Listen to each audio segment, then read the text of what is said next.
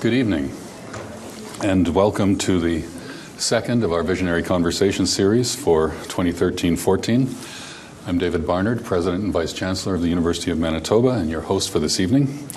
And we're pleased to be joined again tonight by our partner, CBC Information Radio. So please join me in welcoming Marcy Marcusa, who's up at the back.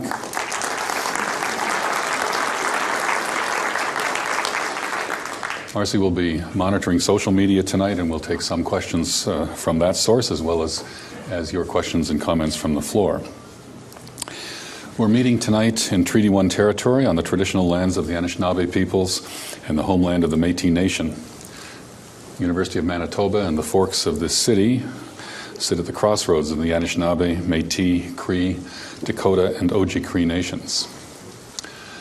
Our topic tonight is Sticks and Stones. Are we a society of bullies? This topic has received considerable public attention in recent years, including several very high-profile cases, including the tragic suicide of Rehtaeh Parsons. And even before that young person took her own life as a result of harassment and vilification on social media, a debate had emerged about how we should confront this issue. And as a result of that, lawmakers across the country have introduced new legislation focused on bullying, including Bill 18 in Manitoba. But are we doing enough, and are we doing the right things? Tonight we'll explore the issue of bullying from a variety of perspectives. We're fortunate to be joined by our distinguished scholars and our alumni who will explore this issue tonight from workplace, school-based, and legal perspectives. And as always, you in the audience are important contributors to this discussion, and your input will shape the conversation that we have after the opening comments. Each of our panelists will speak for about 5 minutes to comment on the discussion theme, and then we'll have a mixture of questions from Marcy and questions from the floor. There will be wireless microphones circulating in this room, and I would ask you to wait until the microphone gets to you, because we do record these sessions. We'd like to get as many contributions as possible, so I would ask you to be brief in your comments and your questions. My notes say that you can follow our conversation on Twitter. The hashtag is #UMVisionary. It might be more exciting to actually pay attention in the room, but if you're addicted to Twitter, then you can do that. You'll also notice a Twitter conversation that will appear on one of the screens throughout the question and answer portion of the evening, and we'll end just before 8:30. So I'd now like to introduce our first speaker. Dr. Sandy Hershkovich is Associate Professor and Head of Business Administration at the Asper School of Business. Her research focuses on the psychology of workplace aggression and sexual harassment. In particular, she's interested in understanding how the relationship between perpetrators and targets influence target reactions to psychological forms of workplace aggression.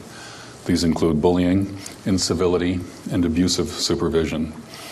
She also examines how witnesses of workplace aggression react toward perpetrators and targets, and the extent to which witnesses are willing to intervene. She has served as an expert witness on Manitoba arbitration cases related to workplace bullying, and has published a range of papers and book chapters on this topic in top journals. Please join me in welcoming Dr. Sandy Hershkovich.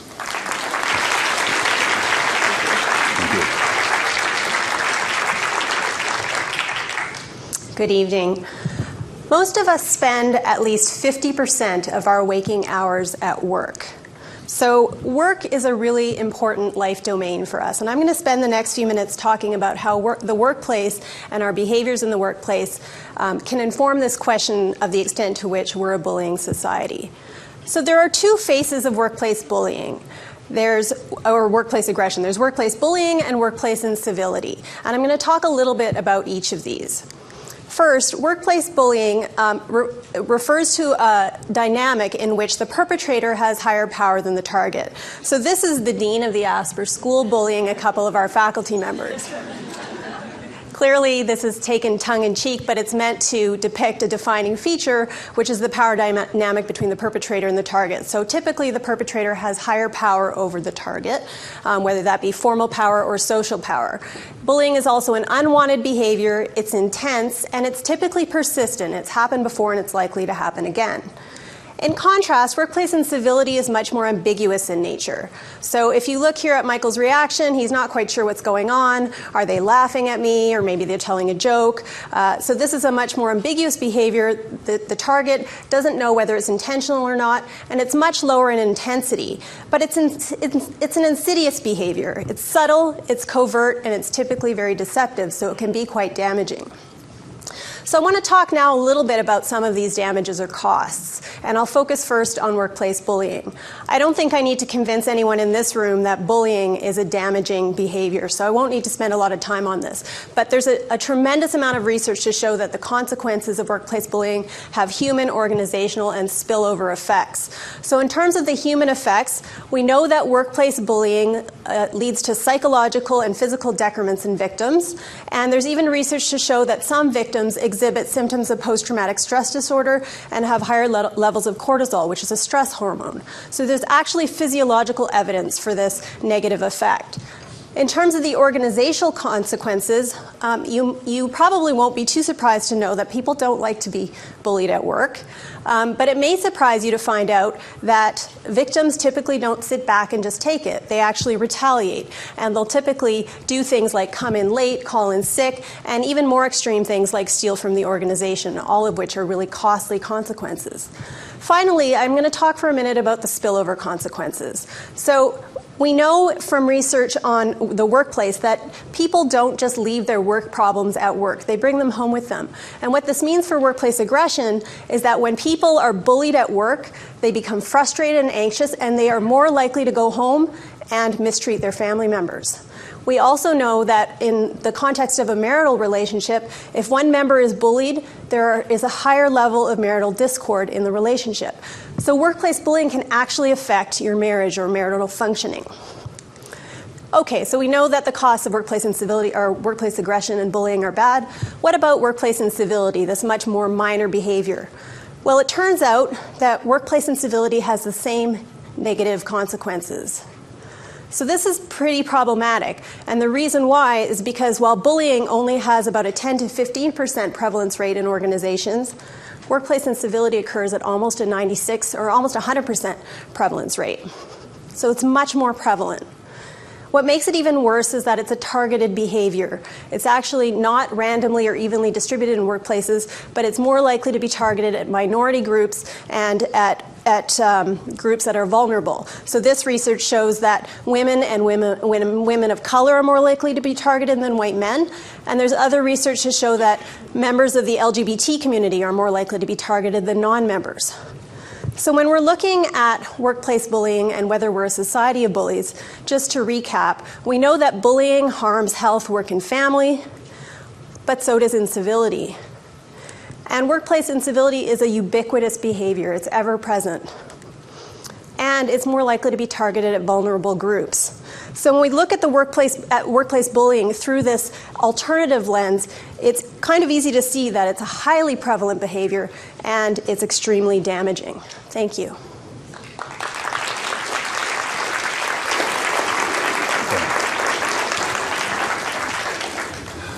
Thank you, Sandy. Can I get those pictures of the dean's behavior?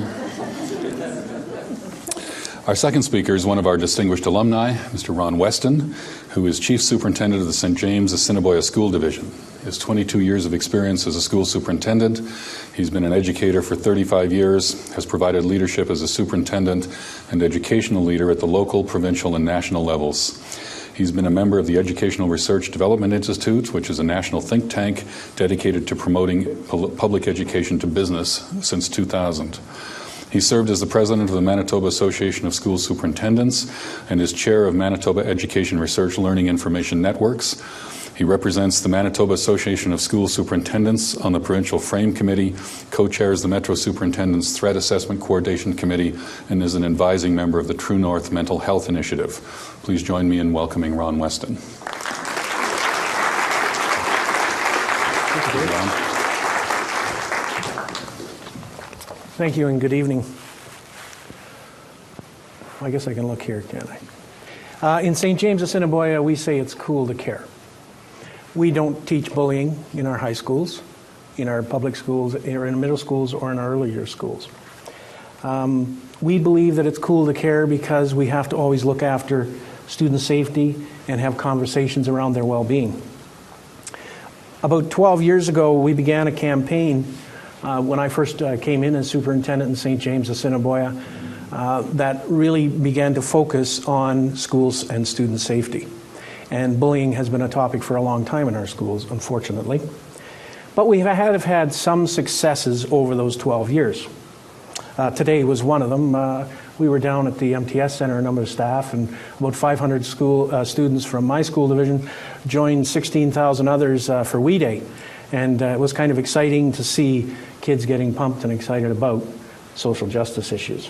It's one of our successes. We've had increased participation around issues of social justice in our schools, and kids think it's great to be part of that. We've also had an elimination of team hazing. That's something that has been a very active campaign in all school divisions, and that is another one of our successes from our Cool to Care. We also began a youth forum for grades 4 to 12 students to hear student voice, to have people come together and talk about what are the issues in your school around school safety. And through these committees, we get an awful lot of student voice, and we understand the problems from the student's perspective that help us then deal with a number of issues. We also have gay straight alliances in all of our high schools, in some of our high schools for 5 years and about 3 years for the remainder. However, we do have challenges. The short answer to the question is yes, it is a problem. Bullying does exist throughout society and certainly in our schools. We want to try and continue to provide safe and caring environments for our students, so we began to ask the question, how do we address the issues of bullying and school safety? So 6 years ago, we began surveying our students and asking them a lot of questions about what's happening in their schools around bullying. And I'd just like to briefly present some of the data that we found. 50% of our kids say they're bullied at school, or they have been bullied. 70 of those 50% say it's at school, 30% say it's online and after school. Only 50% of our students tell an adult they've been bullied. To us, this is a problem. The message that we're trying to give kids is you need to tell someone if you've been bullied, yet we still know that only half do. More concerning is that 30% admitted that they stood by and watched or walked away and didn't intervene. However, one of the other results of our survey, 90% of our students tell us they feel safe or very safe at school, which is a bit of a contradiction to some degree. That means every day 850 kids out of our 8,500 that attend do not feel safe. That's a concern to me as the chief superintendent. They don't feel safe in the hallways, on the playground, in the change rooms, or around the washrooms. That's what they tell us. And 25% of them get bullied online, and that number is growing every day. So we take this data and we sit with staff and we talk about what we will do about it. So it provides that springboard for discussions around school safety. We use the information gained through the school-based dialogue to have more effective interventions, not programs, because the kids tell us the programs really don't work. Every day of every month, I get a new program for anti-bullying that crosses my desk. It's a flyer, it's a seminar we can attend, it's a program that we can buy, and it just gives us information of how we will solve this problem. What we've done in St. James very quickly to address it is to try a response to intervention model. And this is a fairly old model from the 70s, and it's really a 3-tier program where we look at interventions at 3 different levels. 40 formal intervention programs in Tier 1, 21 formal programs at Tier 2, and 8 formal program interventions at Tier 3, each one involving more staff, more resources, and hopefully getting to the heart of the problem. And the next few slides are just more graphic. They're not for information, just to give you an idea of what these programs might be. Safe Teen, Restitution, Respect Ed, and on and on and on. This is a Tier 1 intervention so that teachers have a wealth of resources to be able to address those kids that are being bullied or do not feel safe at school in a number of ways. Then we go to Tier 2, where we'll involve more professionals, perhaps more program information, crisis intervention, formal threat assessment, or involve other outside agencies. And then finally, we have a behavior team that will go in and work directly with classroom teachers, behavior management, mental health workers, and et cetera, et cetera. That's what we try to do to make sure that we know it's cool to care in St. James and we have our kids on the right path. Thank you.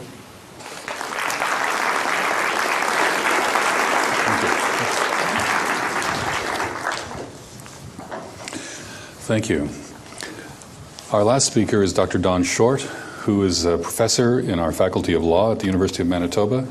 Dr. Short's the founding editor-in-chief of the Canadian Journal of Human Rights and the author of Don't Be So Gay, a book dealing with homophobic bullying that was published this year by the UBC Press.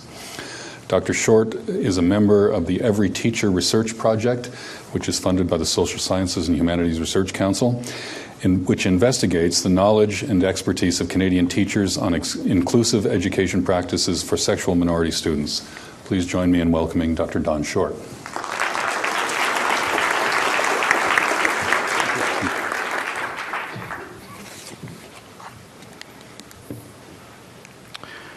Thank you. I want to talk about bullying in high schools, and I want to start by just briefly addressing this issue that seems to be in the air around definitions of bullying.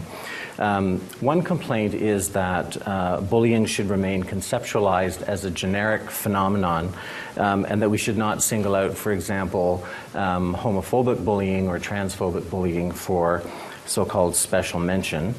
My response to that is to say that defining bullying as a generic phenomenon is simply a way for us as a society to avoid facing our fears, our social discomfort of anyone who is different from us on particular grounds. It also promotes a view of bullying merely as specific acts and suggests that solutions to bullying are to be looked for at the level of the individual.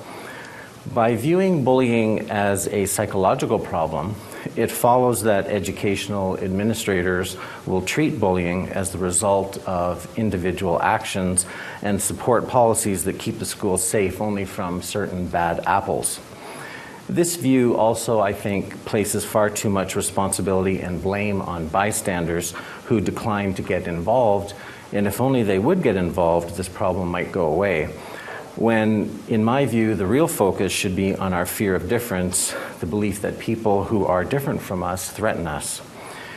Any understanding of the abuse of power is removed from its cultural and ideological foundations and limited to immediate exchanges or interactions between or among particular students.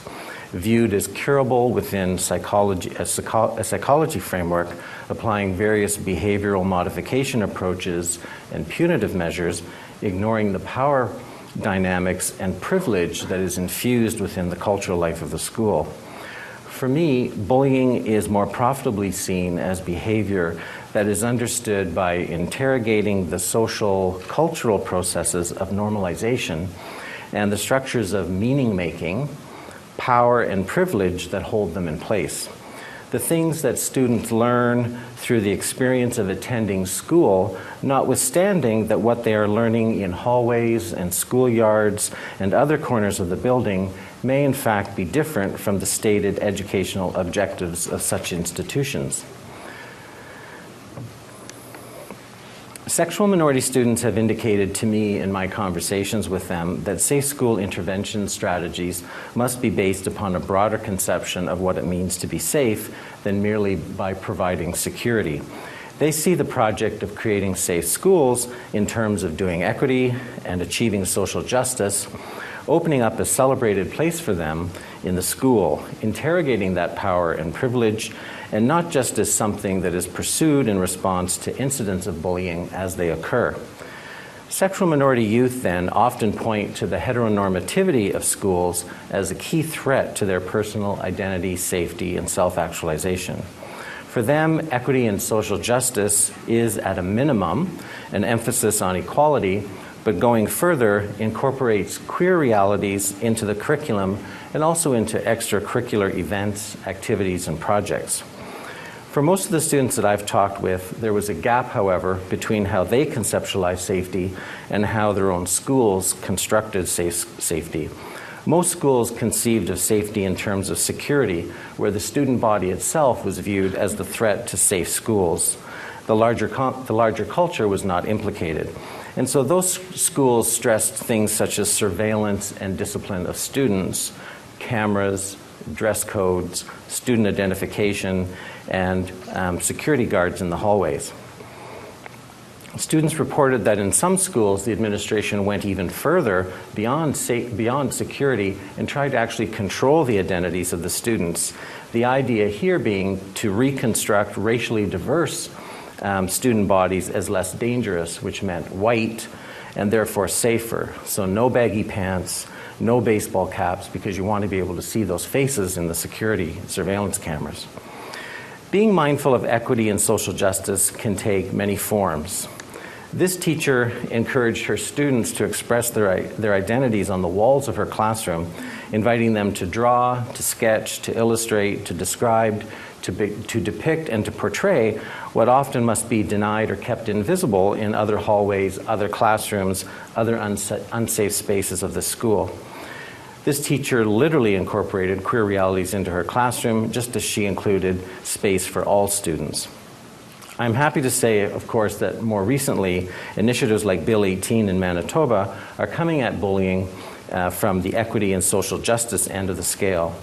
Bill 18, as you know, empowers students to have GSAs in their schools and to be able to call them GSAs and not some other misleading name, such as the Geography Club. Students recognize that conversations about sexuality and gender are happening in the unofficial spaces of the school, and they want the official spaces of the school to catch up, particularly the curriculum and school culture generally, the arts, sports, and extracurricular events. From the queer perspective, school is very often a vast wasteland, and many students feel little connection with it, if not even consciously banished from it. People should not be invisible. They should not be ignored, and they certainly should not be bullied simply because they insist upon occupying space. Making schools safe, then, should be more than a security issue. It should be seen as an educational issue. Thank you.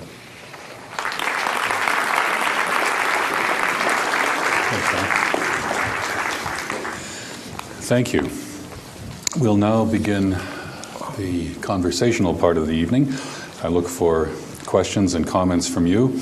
I mentioned earlier that we are working with CBC to help us bring our discussion to a larger audience and to continue the conversation beyond this evening. So before starting with a question from the floor, I'd like to give an opportunity to Marcy Marcusa to ask a question from the CBC's social media followers. Marcy? This one comes from Translits on Twitter tonight, and I'll direct it maybe to, it wasn't directed, so maybe to Don Short and to Ron Weston, because I think the answers could be interesting to hear from the different points of view, given what you both said. So it simply says, what would our schools look like without bullying? So maybe if we could start with a response from Superintendent Weston, that would be great. I think we would have, I'll take the position of the principal in the school. They would be dealing with a lot fewer issues of aggressive behavior, of harassment in their offices. They would have fewer conversations with parents about that. And that's really where a great deal of difficulty that principals have is getting parents to recognize and agree that their child is a bully. And also those students that are involved in the periphery, getting them involved in that conversation more often. Our schools would have a lot less bullying if we could do that. Don? I think that a school that I've actually been in a school where it was very hard to find any evidence of bullying, and certainly no one indicated that there was any going on. And I can describe that school to you. In that school, the students were very empowered. I always hesitate to talk about empowering students because I don't want anyone to mistake that for putting the responsibility on their shoulders, because I don't think that's where the responsibility belongs. It reminds me of the safety programs from the 1940s, 50s, and 60s where Elmer the safety elephant says, "Stand up to bullies." And in this school and in any fictional school in which there is no bullying, students would be empowered and they would participate in the governance of the school. The grade 12 students would talk to the grade 9 students coming in the door and say bullying is not cool, homophobia is not cool, and set a tone for the students who are coming in.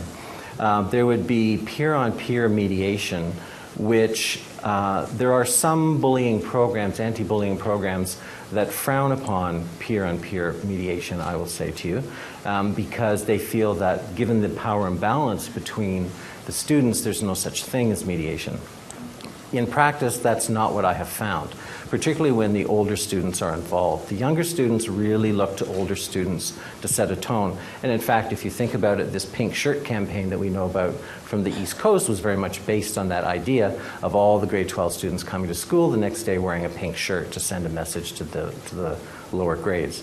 So I think having students involved in the governance of schools is really very key. Having the students feel connected with the school by virtue of their connection with other students. And I'll tell you as well that in the particular school that I'm thinking of, the grade 12 students actually taught the sex ed class to the grade 9 students. They went to the administration and said, we would like to talk about sex ed, we would like to teach it because we want to incorporate queer perspectives which get ignored in sex ed. And bring this, and they might listen to us with a little more comfort. Equally, that school would have embedded in the walls of the school, metaphorically, in the curriculum and in the culture of the school, faces and bodies that everyone can recognize. When students don't see themselves reflected in the school, in some cases, or in the curriculum, it can be tantamount to giving a license to those who hold privilege and power within that school to deride those people who are missing, who are invisible. So there should, I think, be a presence in the curriculum of all the different kinds of identities that are, in fact, attending that particular school. Thank you. So now I look to you in the audience. If you have a question or a comment, please indicate by raising your hand, and one of my colleagues will find you. Chris, up here.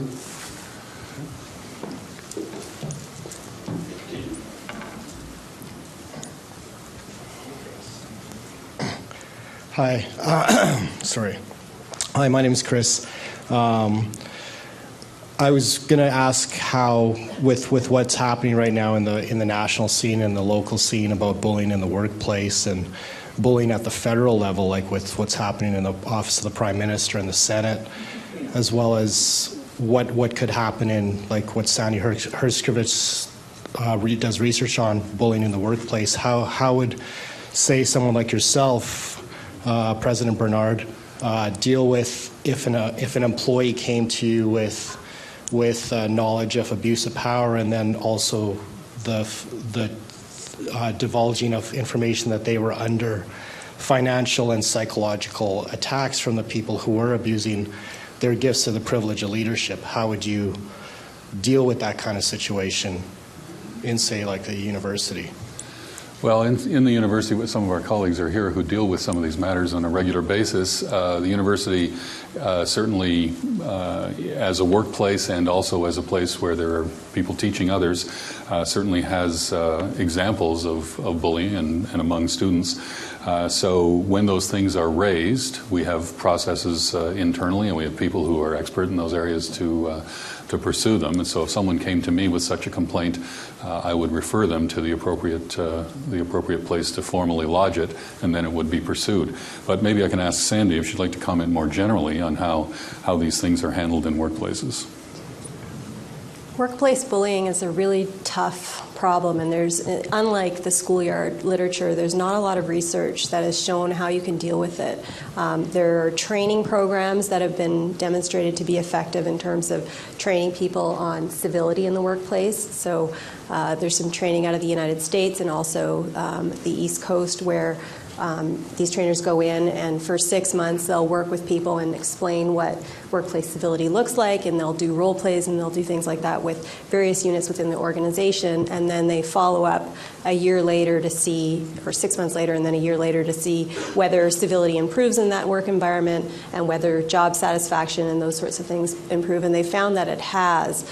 But in terms of leadership, I think it's important that the leader take a strong stance against bullying, make it clear that this is not condoned in this organization. As Dawn talked about, the culture of the organization is really important when it comes to workplace bullying. And when there's a culture, the culture begins with the leader. And when there's a culture of bullying, you'll see it propagate basically in that organization. So it's very similar to the schools. Thank you.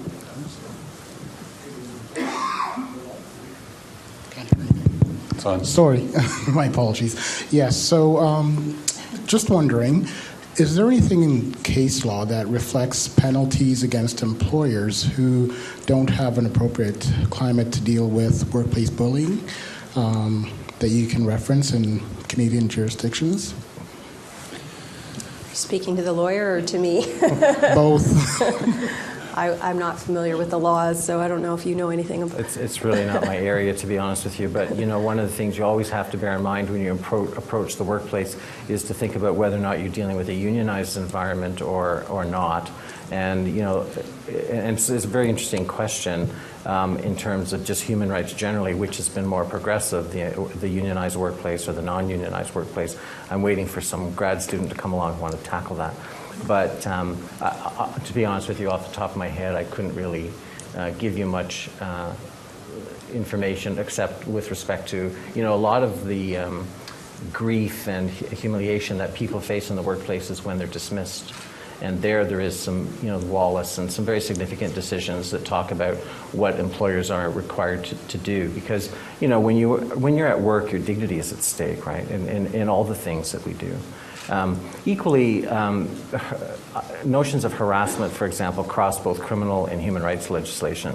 And in any place you are in the province where human rights legislations govern you, whether it's at home, in your renting accommodations, or at work, or at school, you're not allowed to be harassed. So there is quite a body of case law decisions with respect to human rights tribunals. But you do also want to check the province because, for example, Manitoba and Ontario have different language in the human rights statutes with respect to that. Thank you. Here? Hi, my question's for Mr. Weston.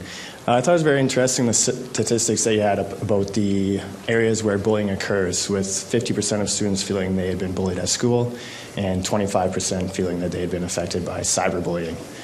I would think it would be very realistic that that percentage of students being cyberbullied has been increasing over the last number of years. And I was wondering if you could talk about, from a school division's perspective, their responsibility and their ability to provide support and perhaps consequences for actions that occur during cyberbullying outside of school time and school property.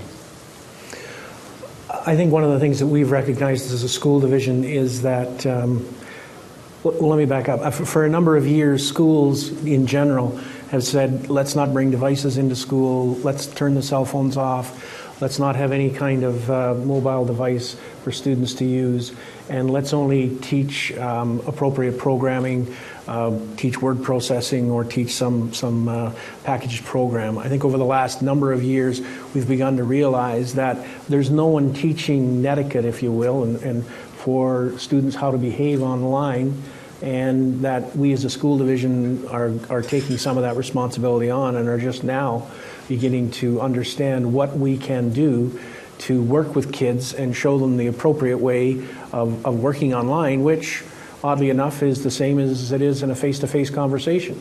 So it's just being able to transfer those skills from the face-to-face to the online behavior, and it's trying to make students really understand that what they say they seem to have a sense that what they say online is always anonymous, and so they can behave any way that they want, which is unfortunate. But we need to work with students in that way. We also have to reach out to our community, because I think we're in a transition time of where we have a whole bunch of savvy kids and a whole bunch of parents that really don't understand the power of this technology.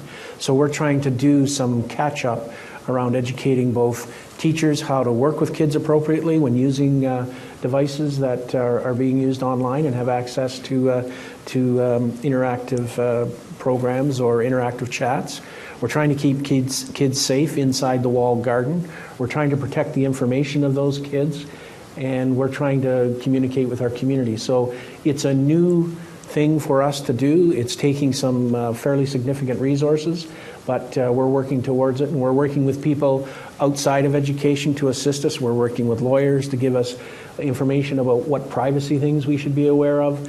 We're working with other computer consultants to say what are the nitty-gritty of this that we have to understand. Thank you. Over here. Yes, this is for whoever wishes to address it. It's related to cyberbullying also.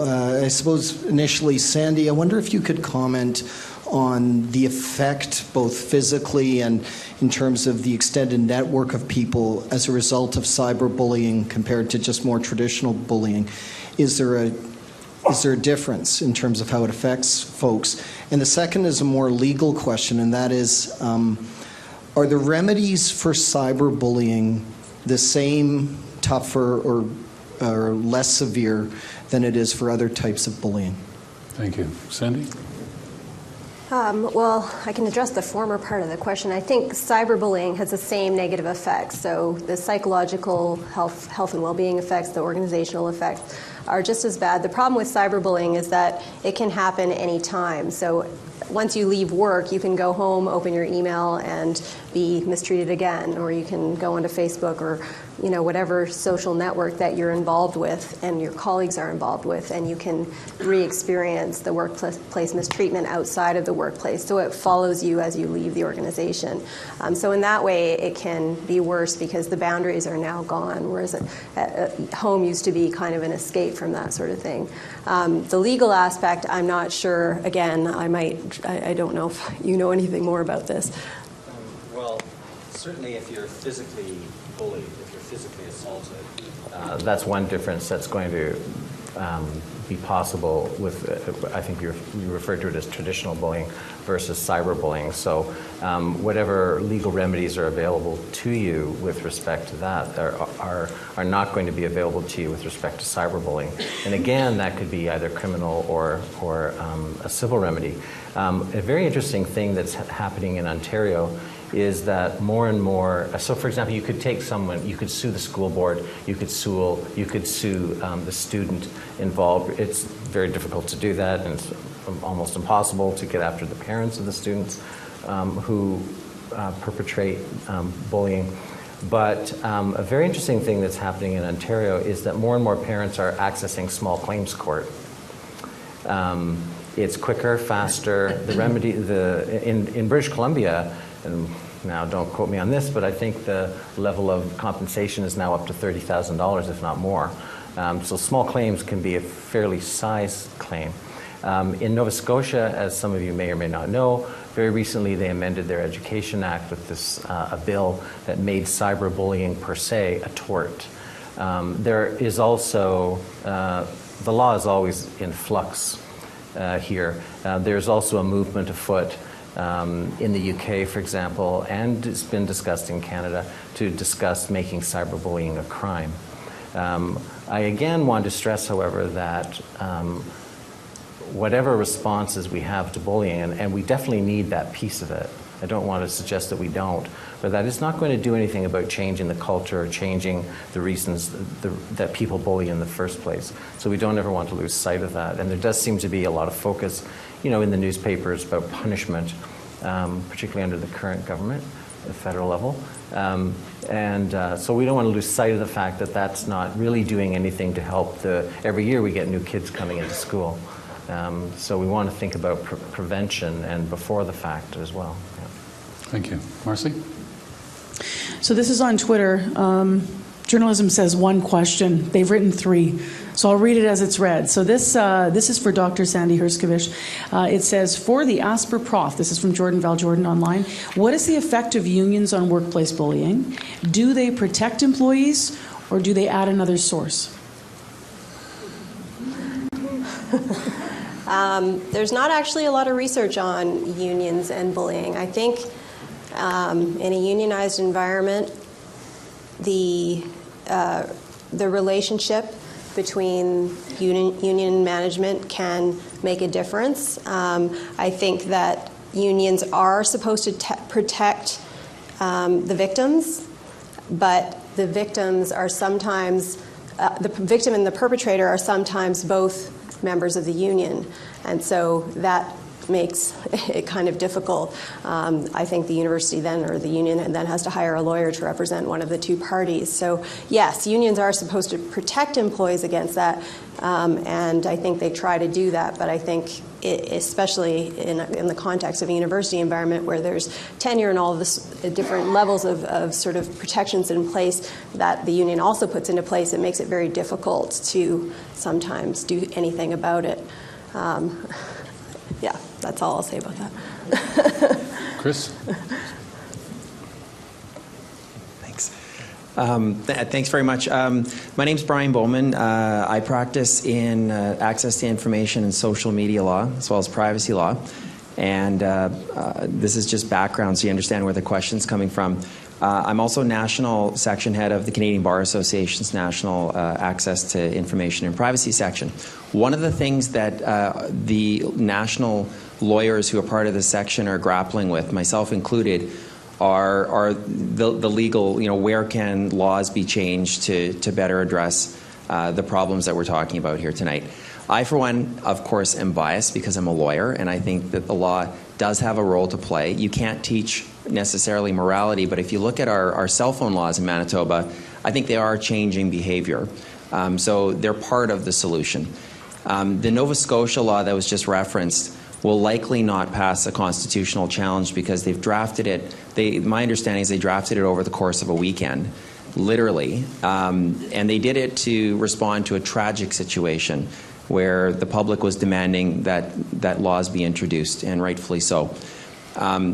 Part of the problem is that that legislation drafted bullying so broadly that if you criticize my question right now, and it lowered my own self-esteem in your view of me, I could say you're bullying me. And my question may not be that good, so you may still say that. One of the things that, because I come from a privacy law perspective, and that's the core part of my practice, is there's been two general waves of privacy laws. There's the public sector laws, so FIPA and the Federal Privacy Act, that protected privacy violations in the bullying situations.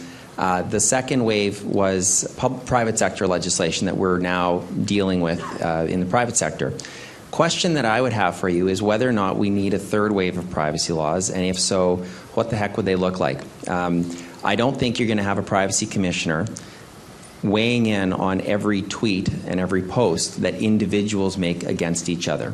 And that would be where the third wave of privacy laws are being discussed, individuals against individuals. So outside of the workplace, outside of educational institutions, how do you deal with that? Because when you're talking about cyberbullying in situations where people have had their personal information put onto the internet as a means to denigrate them, the last thing that somebody wants to do when I advise them is go to court in a public forum to air a privacy violation. So you're kind of damned if you do, damned if you don't right now. And the question would be whether or not we need specific, and I'm looking at it from the perspective of privacy, but criminal code is going to be a big part of the discussion at the federal level in the near future, we understand.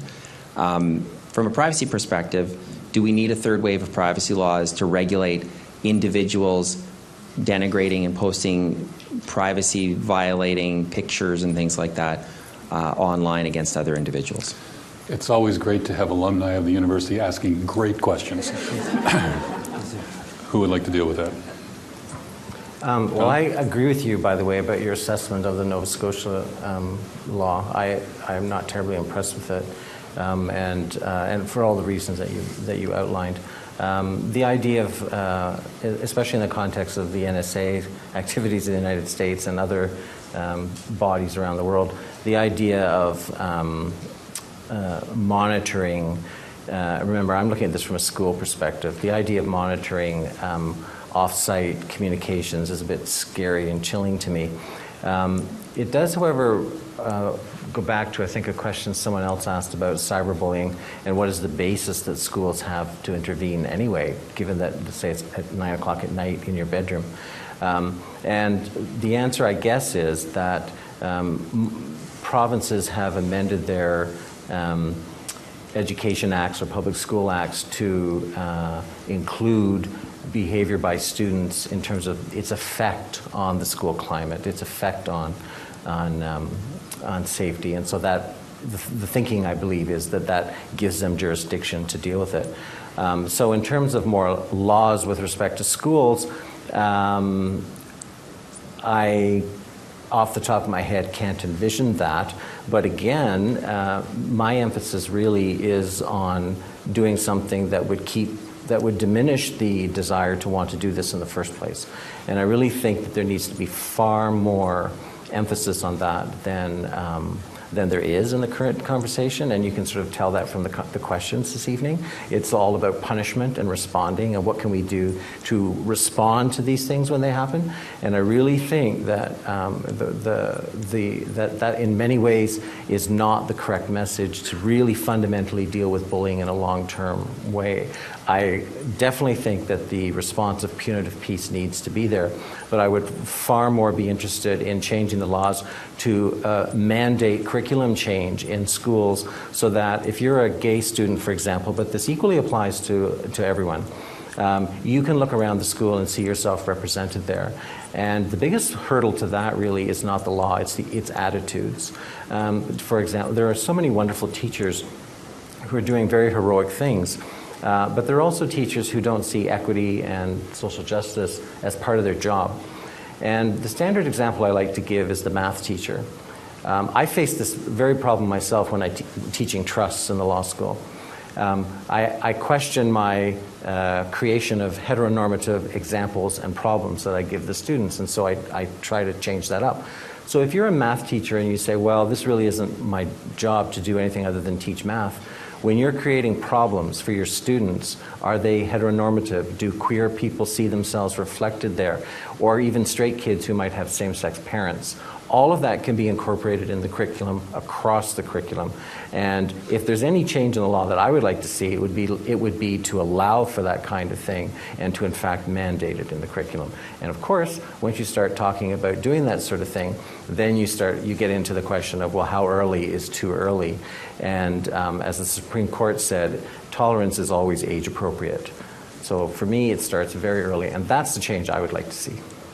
Ron? Well, I just, this is a real problem for us in the system, in that on Monday mornings, many of our middle years principals will be occupied by trying to solve the Facebook problems from Saturday evening. And parents have an expectation that schools will weigh in on this because they've gone to the police and the police have not been able to do anything about it. They may have consulted a lawyer and been advised that there's not a lot they can do about it. So now they turn to schools and they want the principal to take action because of the law does state that, you know, if it has an effect on the school environment, there can be some action taken. And it takes a great deal of our administrators' time and teachers' time to sort this issue out, and there's just not a lot of answers for a very frustrated group of parents. And it's a real issue. So I hope you can solve it at your level, Brian. Thank you. Good evening again. Just would like to follow up on the previous question that I asked regarding workplace and bullying in the workplace and remedies. So recently, the College of Registered Nurses published their newsletter, magazine, and in the back of it, there is a disciplinary decision that actually addresses some of the issues that we're speaking about this evening. And I have to be very careful what I say because I can't quote exact, but essentially the decision was published, but the individual's name and number was not made open to the public, which is interesting because sometimes they do. But the facts of the case really are, just in summary, was that an individual was bullying someone in the workplace, and this continued online on Facebook. And a lot of remarks were posted, negative in regards to a certain individual, and therefore other individuals sort of came in on that. So it fed a lot of negative feelings in the workplace and online. And so then the complaint was made, a decision came down, and essentially that individual was ordered to pay the costs of the investigation. So the college and your professional bodies do have a role here, and employers have a role to report that, and also the individuals involved. So there are other remedies out there aside from taking someone to court, and that, it seems. And I think it's good that the professional bodies actually weigh in on this. Thanks. Sandy, did you want to comment from? I think it was more of a statement. Yeah, I think so too, but I just wondered if you had a comment. No? Okay, other questions, contributions here? Thank you. My understanding is you've sort of got three individuals involved in a standard bullying situation. You've got the bully, you've got people watching, and then you've got the individual who's being bullied or is susceptible to the bullying. I just want to look at it for a moment from the standpoint of those who are susceptible to bullying, whether that's in the workplace or whether it's in a school environment. What can we as a society do to identify these people, to support them, strengthen them, build up their self-esteem, support them if they're in difficult family environments? In other words, how can we bully-proof individuals to decrease the number of targets for potential bullies? Who would like to comment? Sandy? Sandy? Go first. Okay. Well, I think that we're treating bullying as a one-way act. And I think that this is a provocative sort of stance that I'm about to take, but I think that any sort of aggression occurs in the context of a relationship, and that both parties are party to that relationship, and that the target can contribute to that mistreatment. They don't always do. There's definitely clear bullies in the work environment, but more often than not, it's not that simple. It's not the clear case of the bully who mistreats the target. So I think one way to address your comment is to look at whether there are common factors among targets that cause them to be more often bullied. In the workplace, poorer performers are more often targeted, and so that doesn't excuse by any stretch the abusive supervisor who's targeting them, but to make people aware of that behavior is a risk factor. There are personality traits that cause people to be more targeted, so people who are predisposed to negative personality traits and maybe are disruptive in the workplace tend to be more often bullied. So those are some of the risk factors that I think can be looked at and identified to at least identify these people and make people aware of what maybe they could be doing to be party to the problem. Ron? I think in school what we do is we have a number of ways of identifying kids that are prone to be victims. And then we have a number of interventions that we want to take with those students. And that is, for many of these kids, they're alone. They don't have friends. So it's important that we connect them to someone. And there's lots of peer relationships that we try and promote within the school. And once we do that, we then give them a significant adult to be connected to, because being connected is very important. And then in some way help the victim identify situations, give them some strategies to deal with the situation, because most kids who are victims don't know what to do. They just take it, right? And so you need to give them the strategies to be able to work against the bully, or tell someone is the most significant piece of advice that we give, so then we can deal with it. But it's identifying those kids, recognizing and getting them connected to someone, and that often is the first step. Just to respond, can I respond to him? Sure. In the work environment, telling someone is not good advice, because there's actually research to show that if you voice mistreatment, or if you complain or you confront, you're more likely to experience counter retaliation. So it's actually quite dangerous. In fact, the best advice to people who are persistently victimized at work is to leave the work environment. That's really, unfortunately, the best remedy for them. Okay. Good evening. I think the solution to bullying is education. I wonder each of the panelists how they would approach educating pupils, students, parents, otherwise to solve this problem from the roots. So we've had some discussion along those lines. Other comments? Well, I think the whole part to the education piece that has to be there, despite formal lessons or informal conversations, is really trying, and I think we talked about it earlier, is trying to develop this culture, and that's what we're trying to do. It's cool to care. And really, if we care about one another, that's the whole piece about education that we really need to stress, is it's cool to care, and we need to impart at the earliest possible age, and that's why we have some things like Roots of Empathy, where we have children we know at a very young age come into our school systems and have no relationship with a young person. They may not have a younger brother or sister. So we bring in year-old babies into the classroom, and we watch these kids develop an empathetic attitude towards these children. And because they're raised in such harsh environments sometimes, the bullies, that they don't understand what empathy is. So that's one thing that we try and do, is really make kids care about other individuals, because that then is a self-fulfilling role where you just begin to care about more things and you bully less. John? May I just say something too, to underscore why I obviously agree with you. Laws of the state, of which there's a lot of emphasis in current conversations, are maybe the most visible form of regulation that we have, but they are not necessarily the most determinative of the behaviors of youth. So for example, this is why I think education is really the key here. We may have the best written laws and the best written policies going, but that doesn't necessarily mean that they can penetrate youth culture, because youth culture is also subject to other forms of regulation that are informal. So for example, peer pressure, and that can never be underestimated. At a number of schools that I went to, the slogan was "Snitches wear stitches." So when we talk about empowering people to speak up, or bystanders, okay, but then you have this informal law, if you think of it that way, it's law-like, that is telling kids don't, because snitches wear stitches. Then you get into religious beliefs, then you get into family codes, then you get into gender codes. There are a lot of forms of informal regulation that's going on in youth culture that really needs to be taken into account, because as well written as any of the policies might be, they are going to have to interact with those other forms of regulation. And so in talking with a lot of students, and this really comes from them, I'm merely the messenger,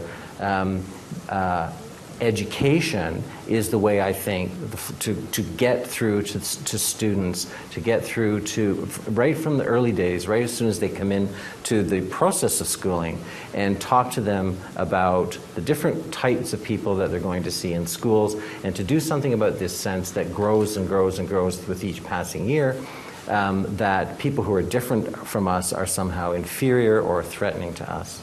And so I very much agree with you that education is key, and I would just throw that in as a few reasons why. Sandy, I wonder if you would have any observations on that. It seems to me that in the workplace there are informal codes and structures that are applied as well that govern our behavior, or sometimes we allow them to govern our behavior. Is that correct?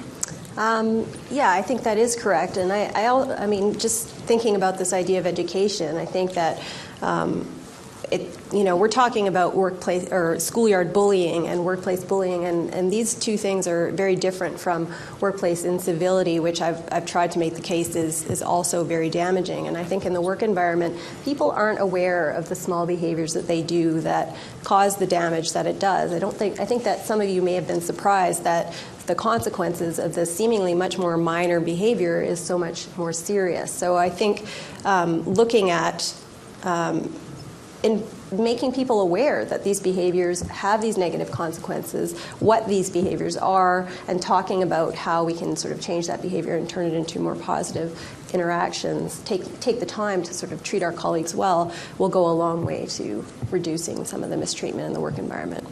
Thank you. Chris? Well, and I guess what you're saying too is that, like, we've noticed a lot of whistleblowers in the public interest or public trust protectors come forward, but they tend to get attacked by the people who have the gifts of the privilege of leadership or purse string authority, hiring authority, personnel evaluation authority, and they tend to create little gangs within their own circles that they have control over, and they attack the people who bring to light these abuses with the personnel evaluation authorities. And how do you protect these people? Because a lot of times, like even the current whistleblower legislation and all that stuff, it sort of still undermines, and people do get attacked by that. And when you're ethical and you try to bring things up like that, you're pushed down. And it tends to, it's been observed that many organizations, universities, governments, corporations will empower the person who's abusing the power to deal with the person who brings to light their abuse. Sandy? Yeah, I mean, I think that's true. When we look at workplace mistreatment and bullying, powerful people tend to take the perspective of the other power holders, and that's usually the bully in the situation. So it essentially means that they're more likely to side with and try to protect the perpetrator over the target. Dawn was talking earlier about observers and their role, and in the schoolyard it may be different where, what was it, snitches wear stitches? I'm not sure in the workplace it would be the same, and I actually think there's a bigger role in the work environment for witnesses of workplace aggression to be taught to intervene. They're in a sort of more neutral space. They're not as vulnerable as the target, and hopefully in an adult environment, in a respectful and private way, if a witness were to speak up and say something, I think it might help improve workplace aggression and bullying. Thank you. Peter? Yes. I was wondering if I could be a bit more specific. I'm not really talking about cyberbullying, but as a former educator, I was privy to information from 3 different school divisions in which principal and superintendent bullied a teacher so much that that person had to go on long-term disability. And another friend of mine who was in another school division was bullied so badly that he also went on disability for a year. And another similar vice principal in a division was bullied by his principal so much so that he had to retire earlier. Now, I realize that this is all form of bullying in the workplace, but the division that I'm particularly thinking of, I talked to the Manitoba Teacher Society representative, and she told me that this is still going on, and principals still bully teachers in that division. And if that's happening in that division, it must be happening everywhere. But the trouble is, it's very difficult to kind of spread this before me. Somebody told me to go to the Minister of Education and to bring it forward to her to talk to the Premier about it, because unfortunately this is still going on right now, even though this happened 20 years, 10 years, and 5 years ago. So, I mean, like, there's a history there. And so all I can say is that here you have educated people that are working towards in an honorable profession, and they're trying to be leaders to their students or whatever, and yet they are the targets themselves. And so I'd like to know what we can do to promote this in a more fair and just way. Who wants to start? Sandy? I mean, again, it sounds like a culture of protecting the bully, and in a situation like that where there's a clear pattern, the leadership should be taking a stance and identifying the problem and removing it. There's nothing that lower power individuals can do in a situation like that. Unfortunately, to deal with it, it needs to come from above. So other than reporting it to the powers that be and trying to demonstrate a pattern of behavior, I can't think of anything else that could be done in that situation. Ron, did you want to? Well, I think that it's important and I know that our superintendent's team, we work together in trying to promote a culture of respect in our school division. If we hear about these things, we have formal policies to deal with people who are harassing and using inappropriate strategies in the workplace. If we know about it, we take that kind of direct action. If we don't know about it, I suppose it can go on for quite some time. But when we find out about it, it's a culture of respect that we work in. And that's something that I know that the colleagues that I work with, they would not tolerate this. Marcy? This is on Twitter, comes back and forth, so I'm going to read you a story. A parent has been writing to us as they've been listening in on the panel tonight online. And so it started with a response from ex-Key on Twitter that says, anti-bullying programs don't work. You have to empower kids and youths. Bullies know they can get away with it. I had written back, empower them to what? To walk away, to stand up for themselves, or tell someone. This parent's written back, I did that. School staff did nothing, school administration did nothing. I had to teach my daughter how to cope and stand up for herself, and as soon as she showed confidence, bullies stopped, and bullying is a hot and close to my heart topic. So the thread goes on and on with personal story. I want to ask a question out of it, though. In Manitoba, we don't have across the board in our schools the same way, one way of dealing with it. Administrators and principals do deal with things in different ways. And so the question, and I love it if Superintendent Weston, you might address this, how does a parent deal with an administration that is seemingly unsympathetic? Well, that's when it usually gets to me, because most parents will, when they deal with a principal, will phone the minister's office. They'll skip over the school board, they'll skip over the superintendent's department and just go right to the Department of Education, and then we get a call from the Department of Education. So there are situations where principals may have been ineffective in dealing with bullying, but what we like to do is, and as we have the response to intervention tiers, and when principals have a situation, they have a number of resource staff within the school division that they can contact. If they haven't done that, they've made a mistake, and we can rectify that almost immediately. And we have 2 or 3 people on the superintendent's team that the best strategy is a face-to-face meeting with the principal and the parent. And we have some very skilled individuals in our school division that can facilitate a meeting and get everybody to the table and have a conversation, because that's the first thing to solving this problem. And any parent that's frustrated with a principal or a school administrator should immediately approach the superintendent's department, air their views, and we would intervene and begin to facilitate a solution. Thank you. There. This is a question, well, first of all, I wanted to start off, I'm not sure if this is being aired on the CBC, but there's a no asshole rule that some businesses have started in the United States. They've seen that the amount of cost that impacts their business from people leaving the job, retraining new people to take over that job that has now been vacated is too high. So they decided to just get rid of any bullies up front, and it's written into their policies, and the personnel have to sign off on that. The thing that I did want to really speak about was the idea of sexuality and bullying. I'm not sure that many educators have the knowledge or the resources to actually deal with that problem. Most of these issues that we are looking at are being built in the early years and in the middle years, and it isn't until you get up into around the high school age or even into university that you are actually getting professionals who know the psychology, who know the human body, who can actually talk to the young people.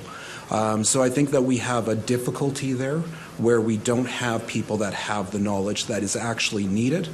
They don't study about human sexuality, so the idea that we are all, people are different and therefore, they get bullied. Well, the reality is most people aren't all that different.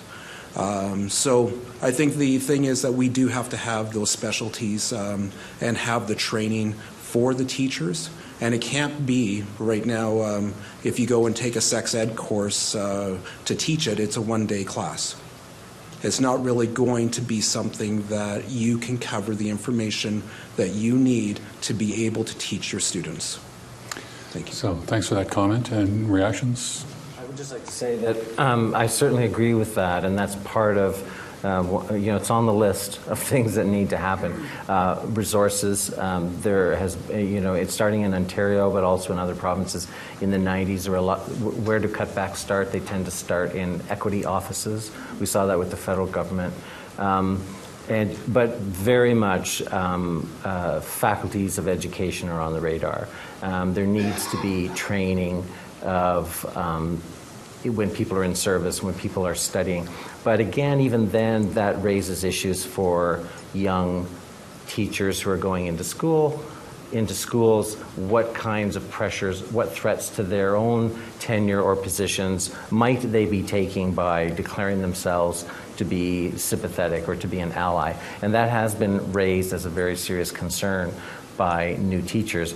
Again, if this were all mandated as part of something that had to be there, then that would take care of that problem. I do again, though, want to reiterate that I don't think that recognition of cultural differences necessarily resides only in social studies, sex ed, or Friday at 2 when we have the time when we talk about those issues. I think it actually permeates the entire culture of the school. But your points are excellent. Resources and training are very key. In fact, I've been involved with producing a resource for teachers here in Manitoba on this very issue. So you're absolutely right. That's something that needs to be addressed. And I'm sorry. No, I was just going to say, and when these things arrive at high schools, the other thing is they can't just land on the principal's desk and go nowhere. That's another problem, is that they need to be disseminated throughout the school. Ron. But I also think we have to be extremely cautious here in what we are expecting of our public school system.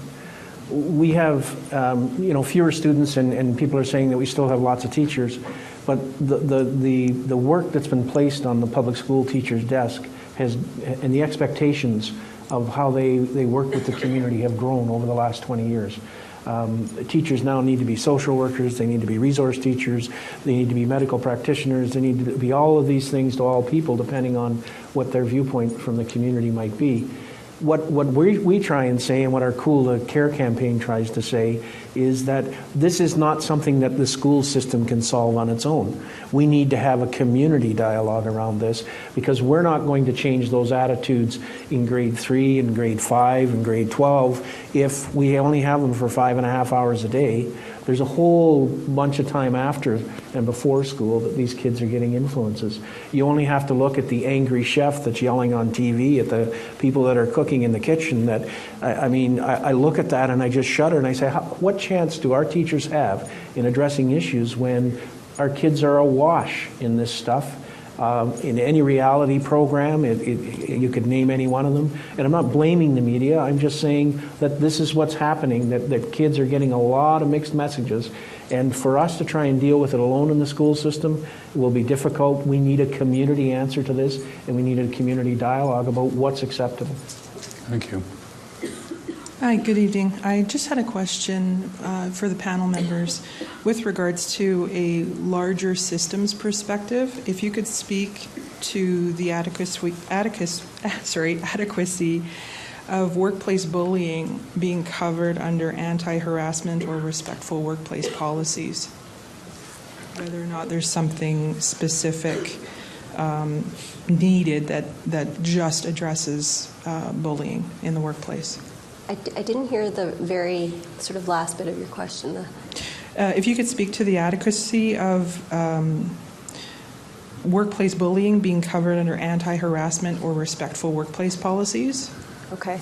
I think there does need to be a systems perspective, because it's typically a problem that permeates the organization, so it's a cultural perspective. So our workplace has a respectful workplace policy, and we have people in the Human Equities Office who deals with, and they're here tonight, who deals with this issues of conflict in the workplace, sexual harassment in the workplace bullying, and all those sorts of things. And I think that is an important piece of dealing with this sort of thing, because they are experts in facilitating conversation, and that's usually what it involves, is a conversation between the two parties. They're experts in conducting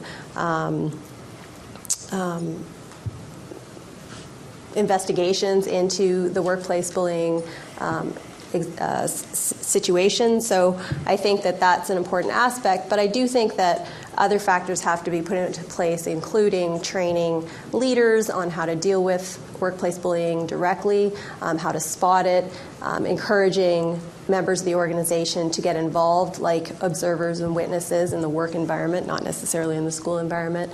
And so I think that there needs the education example that they were talking about up there. I think there needs to be broader education. I don't think it falling just on equity services or on a situation where someone actually goes to the point where they make a formal complaint is enough, because a lot of people won't make a complaint. When it comes to workplace incivility, people often question even whether this is really happening to them. Is this a problem? Am I being too sensitive? So I think greater awareness and education needs to come as part of an equity services type of solution. Great, thank you. Chris, down here.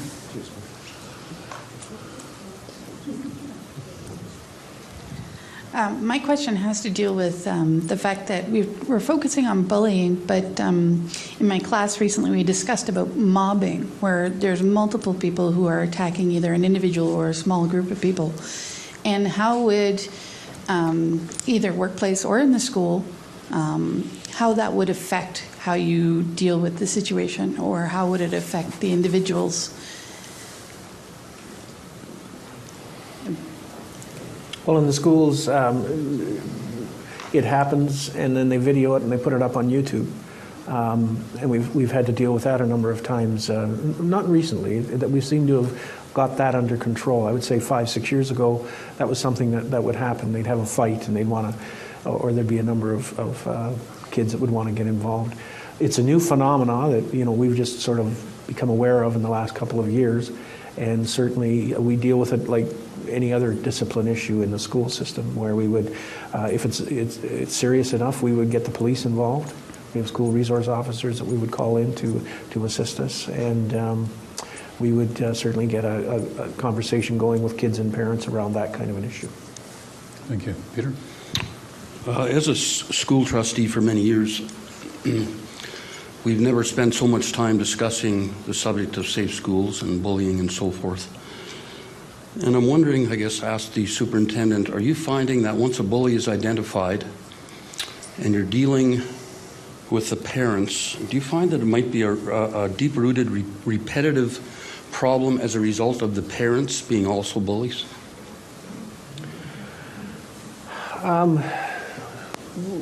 We deal with 10% of our kids cause 90% of our problems. And many of those kids come from homes that would not be, I would call dysfunctional to some degree. Certainly mental health issues in the community also appear as mental health issues in our schools. And it's always difficult in dealing with a small group. I would say this is not a large group. Most parents, when they find out their child has been bullying, they take immediate action. We see it in the school bus camera. Nothing's better than the video on the school bus to wake a parent up about their child's bad behavior. So for the most part, we are effective in dealing with parents, but there are those small group of parents that have issues. Maybe they've been bullied all their lives and they're just passing it on, and it's a generational thing. And that's why I say, to deal with this, we can't just deal with it in the school. It's got to be a community solution. And we really have to promote community dialogue. Thank you. Sure. Thank you.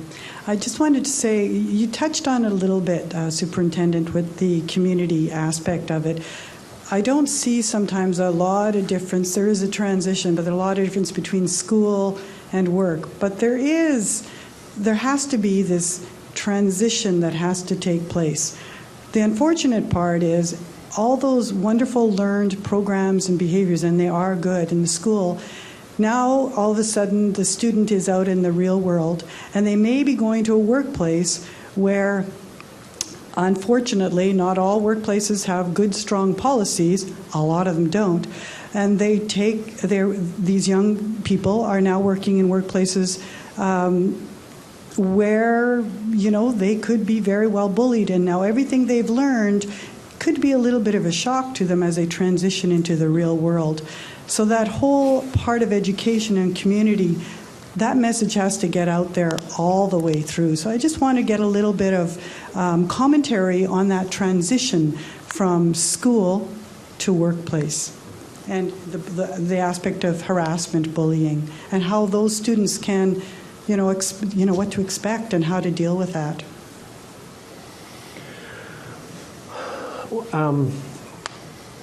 These questions are hard. And it's 8 o'clock. Hey, if it was easy, we'd have somebody else on the panel. I think, I really think that we try and promote behavior in the school system that we would hope would transmit, if you will, the norms of our culture and our society. And our schools are reflections of our society and our community. So what we see in the streets, we see in the hallways quite often. There's crime in the streets, there's crime in our hallways. There's drug use in the streets, there's drug use not in our hallways, but certainly by our students. It's something that, as a society, we need to prepare. As a school system, we need to prepare kids for the society. But the thing is that the kids are in their real world. That we're not preparing them for another world outside of that. So hopefully that, I had a high school principal that always talked about, the kids are in their world, it's real for them, and we really need to allow them to live within that space. Make some mistakes, take corrective action, show them the right way. That's all we can do, I think, as a school system, and trying to transition that out now becomes the important piece of the schools and people that work in the schools getting connected to the business community, getting connected and begin to talk about issues and try and promote what our kids can and will be able to do when they leave our system and what is it you want them to do. And right now there's a great argument going on between what business expects of students and what schools think they're doing to prepare kids for university. So we need to be more real in schools, but it's very difficult for us when we're really doing a lot of work once they get to high school to prepare them for something other than the workplace. So we need to pay more attention to that. But it's really a very complex problem, and I've probably not answered it very well, but that's my best attempt. So I'm going to suggest we're getting close to the end. I think we've got a question here, one up here, one on the aisle. I know there are others, but those were I had seen those 3 earlier. And then take the last question from Marcy, and then I think the panelists would certainly be willing to talk with you afterwards, but we'll take those 4 and then be done. So I'm asking you all to be brief. My question is, what's the ripple effect of this bullying, whether it's in the school or in the workplace, on our families? Sandy, do you want to So I spoke a little bit about that in my talk. There's definitely research to show that first of all, I talked earlier about this idea that when people are bullied at work, there's research to show that their family members are more likely to report that they've been undermined by that individual. So they get stressed at work, they get frustrated by their mistreatment, they go home and they displace that aggression on their family members. Not always, but there's a link there. Another study shows that when victims within a couple, when one member is bullied at work, the other member of the couple experiences the same health decrements as that member. So they take on the health effects that this person's also experiencing as a result of the bullying. And then the other thing I had talked about was this idea that when people are victimized at work, when one member is victimized at work, there's higher levels of marital dysfunction. So there's actually problems within the marriage. So those are 3 of the key findings of how work translates into family. And what I think that is really interesting about that is the possibility that if someone's mistreated at work, they go home and mistreat their family members, and these kids witness this, to what extent do they then go into school and start bullying their colleagues? So there could be a domino effect that we aren't even quite aware of. Thank you. Up here.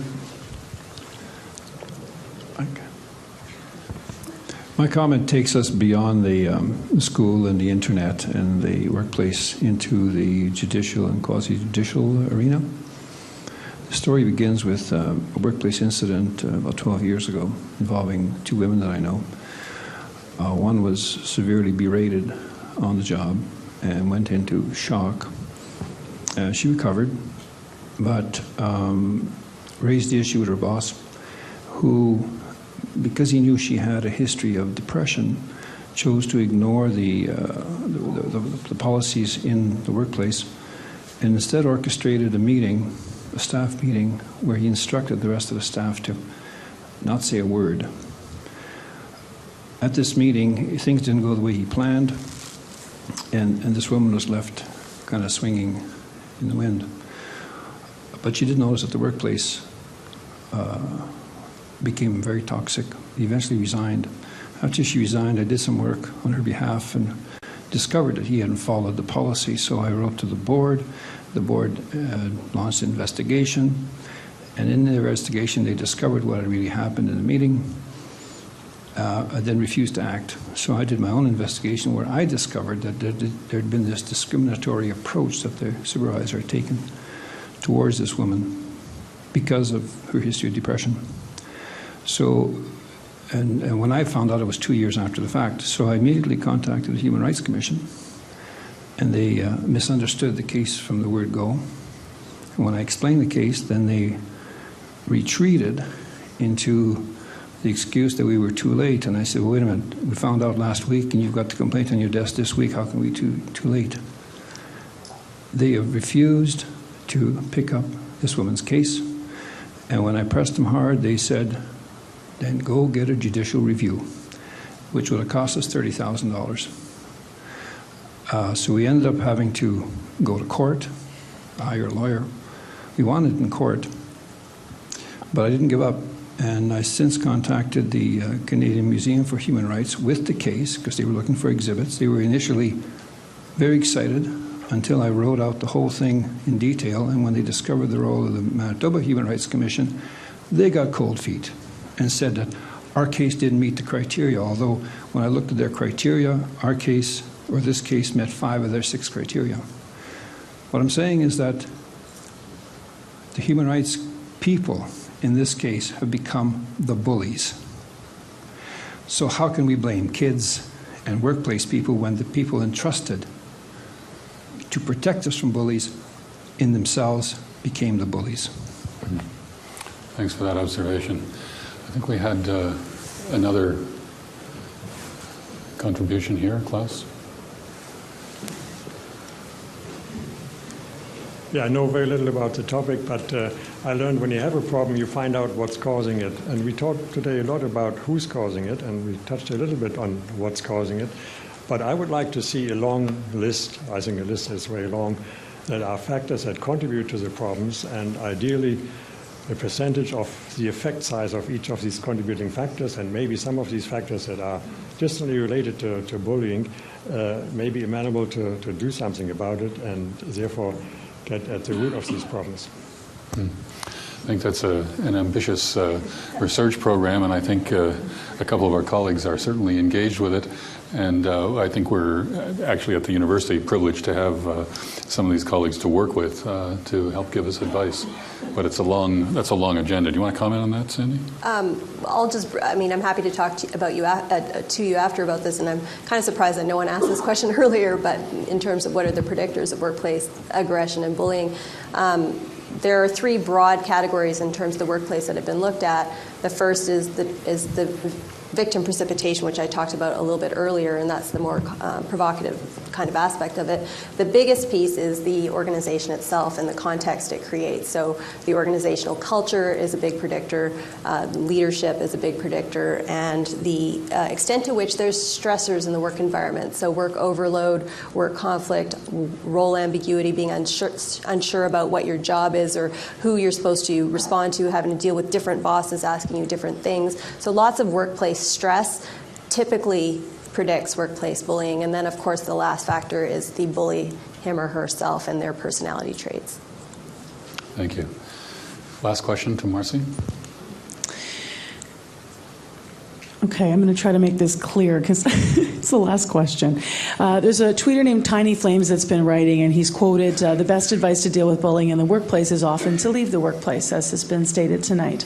And the person has tweeted, bullying's not only physical, or first tweeted, sometimes that doesn't work, and then goes on to write, sometimes it's not only physical, it has a mental impact on the victim, so moving most times doesn't solve it. So we've heard a lot of that tonight, the impacts of it, of bullying. But we've also heard that both in the school examples, about 10%, the kids will be the ones causing the problems. And we're telling the victims of bullying in the workplace to leave, which seems like, unfortunately, the last thing you'd want to say. You want to say that the person being victimized should be able to keep their job somehow. You want to be able to say that the 10% of the kids that are causing the problem somehow shouldn't be, and that the 90% of the kids should be in a safe school environment. So where do we go from here to do better? What's one thing we could do in the workplace and in the school environment? Just one thing to do better than we're doing right now for the people out there that are struggling with this. Okay, each person one thing. Ron? I would change the curriculum and incorporate, I would change the curriculum such that everybody who's in the school, at every grade in every school, would see themselves reflected somewhere in the school. Ron? I think we just have to, we can't give up. You can't throw up your hands and say, I can't do anything about that 10%, because hopefully by this time in 10 years, we'll see a generational shift towards these attitudes, and it'll only be 8%, and then maybe 5 years from that, it'll be 6%, and we just continue to winnow it down, and we can't give up the fight against this, because it's hideous, it's wrong, and we just cannot give up. Sandy? I think we need to have greater training and awareness. As I mentioned before, I think a lot of the times people don't understand the impact of their behavior on their colleagues, and I think a lot more in terms of awareness workshops, information about how their behavior is the effects it's causing, I think will go a long way to helping. Thank you. One of my faculty colleagues sent me a poem written by a student in a class at the University of Manitoba that begins with a story. It's lengthy, I won't read it all to you, but I do want to read you the last few lines. It begins with a story in grade 1 at 5 years of age, but it ends with these somewhat hopeful words. Learn from me and fight against all odds to be the phoenix breaking through the ashes in the wake of mental destruction. Find the strength to believe in yourself and be bigger than the insults, stereotypes, abuse, and purgatory resulting from torment and ridicule and the submission to believe what they say is true. Fight against the mold they force you in and find yourself amongst the damage. Besides, growing stronger takes time and effort and pain and begins with the decision to turn your life around. I appreciate the candor of that, appreciate the tone and the respect shown here tonight and the insight in both the questions and the responses. Thank you all very much, and thank you especially to our panelists.